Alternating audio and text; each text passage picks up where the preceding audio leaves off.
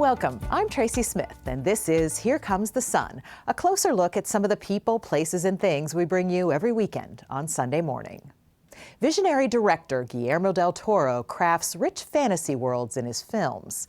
His adaptation of Pinocchio carries his signature artistry and heart. But as he told me, making this film was even more of a hands-on experience than usual. No one knows, no one can tell. And the whole thing has been called a stop-motion masterpiece. But getting here was almost insanely difficult. To create the smooth, human-like movements, the animators had to move the puppets a mind-bending 24 times for every second on film. How much usable footage would you get each day? Stop motion is like milking a mummified cow. You get like one drop after 2 hours of work. You know, you get a couple of seconds a day if you're lucky. Later in the show, Del Toro explains how mortality has become a hallmark of his storytelling. To kids who see this as, you know, one of the themes of the movie is everybody eventually goes. Yes. I can guarantee everybody at home, we will all die. And you say that with a smile. Money back guarantee. No, because Mexico has a very particular relationship with death. We understand that it's sort of what, there's a great poem by Jaime Sabines that says, all of my life I've heard a voice whisper softly in my ear, live, live, live. It was death, which is true, is what makes sense. Then Faith Salie introduces us to acorns, whimsical figures made from acorns, sticks, and other natural materials. Oh my gosh. Since 2008, Bird has built over 100 acorns, sometimes spending 10 hours handcrafting each one. I thought if we set up Junie here, Junie could just be waiting for a chipmunk to come. He then brings them into the great outdoors to be photographed. He's captured a acorn welcoming a wasp, feeding a chipmunk, even beckoning a bluebird. That's all coming up right here on Here Comes the Sun. Growing up, filmmaker Guillermo del Toro always felt like the odd kid out. Maybe that's why he tells stories of outsiders, like Pinocchio, so well. In a nondescript building in Portland, Oregon, a dream came true. Here, a small army of animators labored for months over exquisitely made puppets, bending, posing, shaping them by hand, and giving them life. Good morning, Papa! What is this? The Netflix movie Pinocchio is the vision of Oscar-winning director Guillermo del Toro. Who are you? My name is Pinocchio. We want you to go to the cinema and see a handmade movie. A movie made by humans to the utmost degree. And you can feel that. You can feel that. I'm moved by that. It is, it's moving. It gets you in the gut, in the heart. It's a big gut, and it gets me. So it's a big feeling. They chopped me into firewood. Say the name Pinocchio, and a lot of people think of the 1940 Disney film. Oh, look! My nose! What's happened? A neatly wrapped story with a relentlessly happy ending. Oh, please help me. But the original Adventures of Pinocchio, first published in the 1880s by Carlo Collodi, was a very different story. Yes, there was a puppet boy whose nose grew when he lied, but there were also some much darker themes, like death. And I won't be a burden anymore. Del Toro's vision was even less child-friendly. The wooden boy with the borrowed soul. While you may have eternal life, your loved ones, they do not. You never know how long you have with someone until they're gone. So getting a studio to greenlight it took more than a decade. You said that there's a lot of pain that went into this. What was the most painful part? Well, either you make the movie the right way, or it's almost as good not to make it. When you have the whole world designed, and you storyboard it, and you have a great screenplay, and you know what it could be, and people keep saying no, that's really hard. And then it gets harder when they say yes, because now you have to deliver the whole thing. No one knows, no one can tell. And the whole thing has been called a stop-motion masterpiece. But getting here was almost insanely difficult. To create the smooth, human-like movements, the animators had to move the puppets a mind-bending 24 times for every second on film. How much usable footage would you get each day? Stop motion is like milking a mummified cow. You get like one drop after 2 hours of work. You know, you get a couple of seconds a day if you're lucky.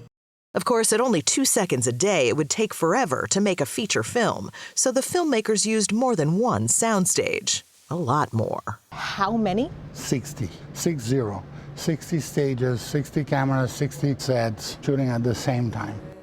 At the start of Del Toro's movie, Geppetto is the father of a living, breathing boy who dies tragically. One night, in a fit of drunken despair, Geppetto carves a wooden boy, and when he wakes up the next morning, he sees this. His Pinocchio looks more like Frankenstein than a cartoon character, but that detail, like all of Guillermo's creations, is by design. Growing up in Guadalajara, Mexico, young Guillermo loved monsters, filmmaking, and not much else. You said that you identify with Pinocchio because he was other than, didn't feel like part of the group, and that you felt that way as a kid. How so? Well, I was a boy growing up in Mexico, and everybody was very physical. Everybody was into sports. Everybody wanted to take walks in the forest, and I didn't. As you may evidently see, I'm not into sports even now, and I don't take walks in the forest. I will walk in a bookstore. But I was an introvert, and I was an observer. I always felt out of sorts with what everybody wanted me to be. He eventually found his niche as a director whose creations could be scary, like the 2006 film Pan's Labyrinth. Sois vos, habéis regresado. No os asustéis, os lo ruego.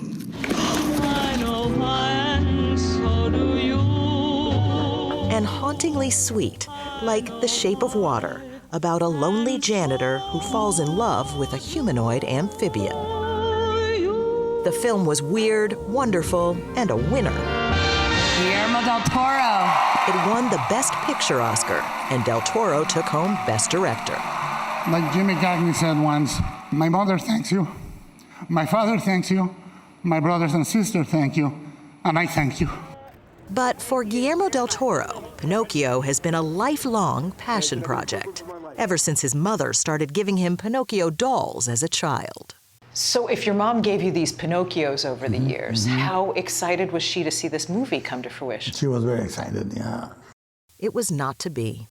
Guadalupe Gomez passed away in October, just a month before the film's release. In a way, it was painful, and in another way, I knew she was there. I knew she was there with us when we showed the movie for the first time. You knew? Yeah, I felt it. I felt it. I was walking down a corridor, and I was going to turn a corner, and I had the clarity she was going to be there. And I just had that certainty. She wasn't, but I felt it. Safe to say, she'd be proud. The Academy may be knocking again. Pinocchio's been talked about as a candidate not just for Best Animated Feature, but for Best Picture. I love it, I love it, I love it! And according to Del Toro, that's not much of a stretch. What is it? It's harder in many ways than live action. I remember Ginger Rogers said, I do the same thing than Fred, but backwards in high heels. And that's stop motion.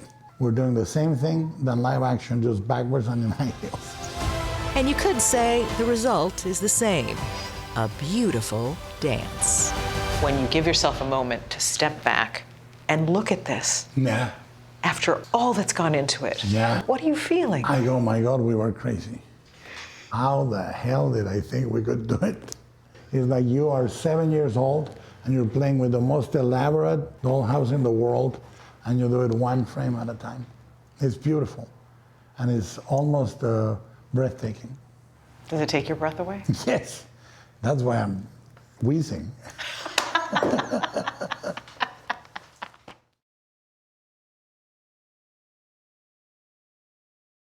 Stick around for exclusive excerpts from our conversation that you can only see right here on CBS News Streaming later in the show.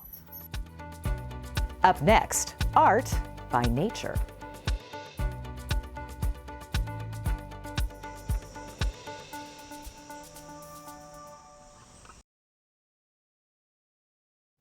Artist David Bird creates magical figures from nature, for nature, to the surprise and delight of his many fans.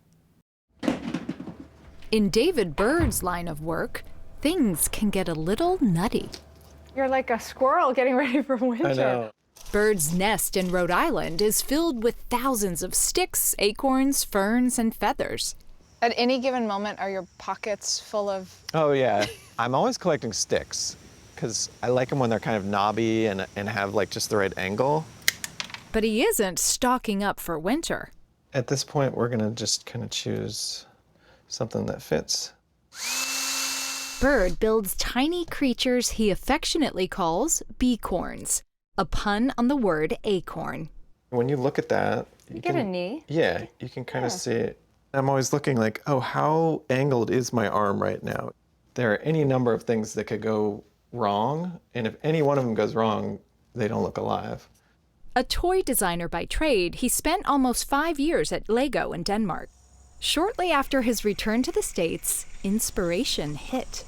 I was sweeping my mom's driveway at home. I looked down at the acorns and sticks, and I realized, like, oh my God, everything I learned at Lego I can apply to acorns and sticks. So this is where you keep them? Yep.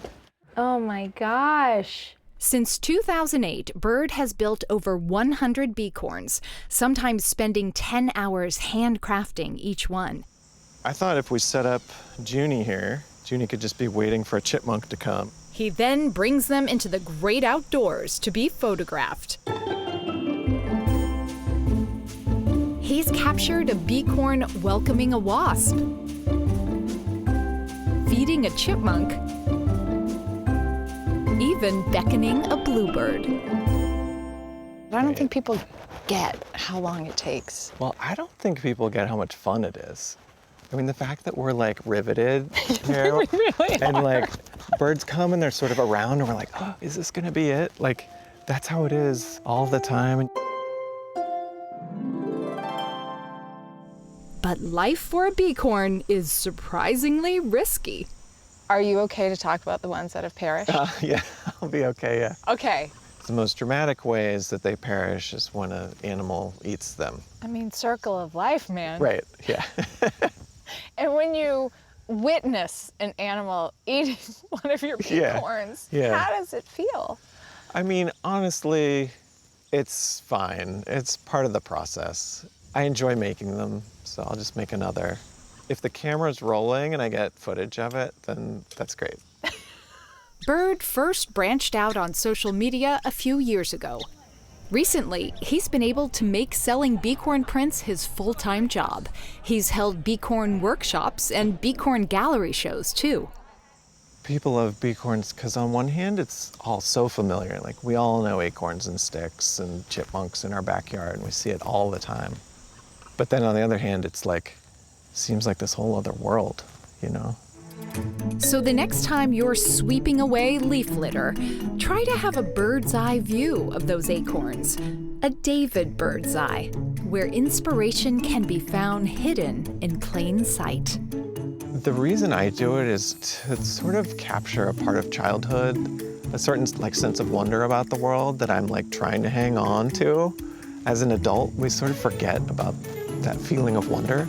And to know that other people are feeling that and appreciating that is just like amazing to me.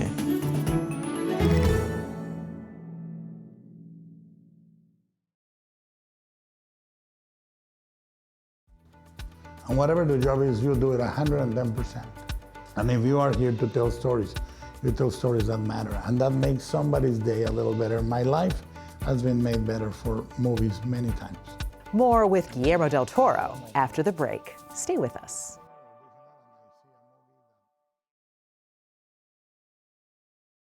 Welcome back. As promised, here's more from my conversation with Guillermo del Toro. Did you feel like when you were a kid, like you had to change to be loved? Yeah, but I didn't. I really, that's the thing, is I've been stubbornly disobedient. For example, as a filmmaker from Mexico, I was repeatedly told not to tackle fantasy, not to tackle grand themes or genres with a lot of effects, because that's not what I was supposed to do as a filmmaker. And your answer was? I'm here. I'm going to do what I want. But that led to long periods of not working, I must say. Like between the first movie and the second, there's almost 5 years. Between the second and the third one, another 5 years, and so on and so forth. So, but the ones I do have to count for me. It's worth it to you to have those 5 years of not working? Yes, because for people that watch the movies, it's a filmography, but for me, it's a biography. What do you mean? What I mean is when you live a normal life, and I'm useless in normal life. You know, when you live a normal life, you have your albums, your shows, you know, where the family is fishing together, or whitewater rafting. Yeah, those aren't the movies for me. I remember in this movie we were in this country and we were shooting this, and the kids were doing this and we were doing that, and it's biography. You're basically putting your life on the altar of a movie and sacrificing it in a way, because you have an extended family during the shoot of a movie of 130 people, all sort of rowing in the same direction to get a movie made, and you have to lead them in a beautiful way, and that's your album. So to kids who see this as, you know, one of the themes of the movie is everybody eventually goes. Yes. I can guarantee everybody at home, we will all die. And you say that with a smile. Money back guarantee. No, because Mexico has a very particular relationship with death. We understand that it's sort of what, there's a great poem by Jaime Sabines that says, all of my life I've heard a voice whisper softly in my ear, live, live, live. It was death, which is true, is what makes sense. A life well lived is a life that contemplates mortality. You know, if you go back in time to the refectories in the monasteries, as they would go into the place where they ate, there was a memento mori, which was an image or a saying that says, remember, you will die. Before you have your meal, remember, enjoy it, have it, because this too shall pass. And I think that's a life well lived. If you're aware of that and you try to live the world in a slightly better way than you found it, even if it's in small ways. Because I think that we can do that. And appreciate each other and the relationships we have. I mean, it seems like that's a big theme of the movie 100%. too. I mean, I think everybody, no matter what you do, I have sold real estate, I tried to sell cars, I failed miserably. I've sold newspapers, I've done many jobs as in the ages I've lived. And whatever the job is, you do it 110%. And you bring a little order and you bring a little something to the life of somebody else. And if you are here to tell stories, you tell stories that matter. And that makes somebody's day a little better. My life has been made better for movies many times. I've been at the bottom of the despair or this and that, and I see a movie that shows me something that makes me sort of detach from my problems for a moment, and that is beautiful. There is this theme of mortality, that we have this precious time with each other. Does that mean more to you now? Well, it's always, I mean, I've been preoccupied with that since I was 7. That was part of the reason I was not fitting very well. But I understand it now. I'm more optimistic and more youthful now than when I was a kid, because I understand that is, you know, if you think about the way we give value to things, diamonds, gold, life, is because these things exist only in a limited way, you know? Why is love so precious? Because it's rare. And we can make it abundant, but we choose not to, you know? And I think this movie is about love and loving each other, and the characters learn who each other are and value each other for who they are. Life, because we understand how brief it is, you know? And loss. It's a very beautiful movie about a father that loses a son, wishes the son back, and when the son returns, he doesn't recognize him because he doesn't fit his idea of what it should be. So it's full of beautiful things to be discussed. So what do you think young Guillermo would think of this? Oh, he would love it. I've been making movies for young Guillermo all my life. I know him, and he would be very happy that I exist. He would say, "You're my favorite filmmaker." I go, "Thank you, young Guillermo." Because we make sense to each other. You know, if you think about it, all of my life I've done impossible combinations, you know, to try and have a movie like Pinocchio, which can go through tones that seem incompatible. Like, it can be cartoony and funny one moment, and it can be deep and earnest another, and it can be emotional, or you can have a slapstick comedy or a musical number. That's really hard, and it's not a combination that many people would consider feasible. But I do it. I do it in Shape of Water. It's a melodrama love story between a woman and an amphibian man with musical numbers. You know, those things make sense to me, and they make sense to young Guillermo. And to the world. Well, some of them, yeah. Some of them. I mean, you can't expect the movies. If you cook a certain way, with a certain flavor, if you use bittersweet, not everybody likes bittersweet, but the ones that do like it. I'm Tracy Smith. Thanks for joining us. We'll see you here next time on Here Comes the Sun.